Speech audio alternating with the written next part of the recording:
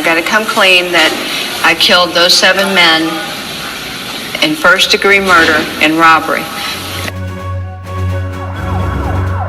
Serial killers have been dated back dozens of years. For the majority of time, serial killers were most notably men until Aileen Wuornos became the first identified female serial killer.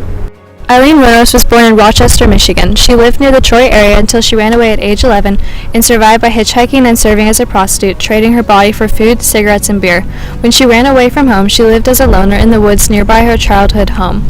She had a troubled childhood because she never met her father, because he committed suicide while he was in prison for conviction of child molestation.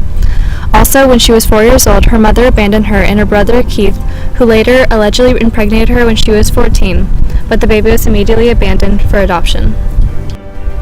Additionally, she and her brother lived in their early years with their grandmother, who was an alcoholic and died when she was 15, and their grandfather, who sexually and physically abused Wuornos.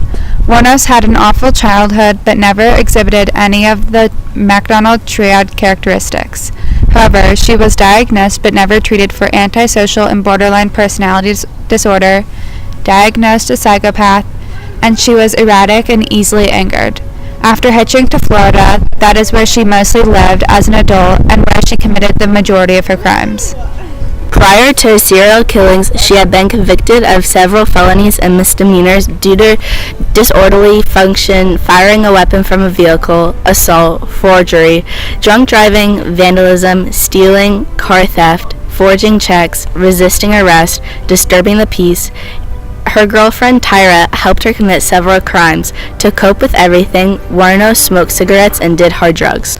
Aileen Wuornos was an assailant who robbed all her victims before shooting them to death and stealing their cars. These murders occurred from late 1989 to late 1990. Her 7 victims were middle-aged white men, including Richard Mallory, David Spears, Charles Cardixton, Tory Burris, Charlie Humphreys, Peter Symes, and Walter Antonio.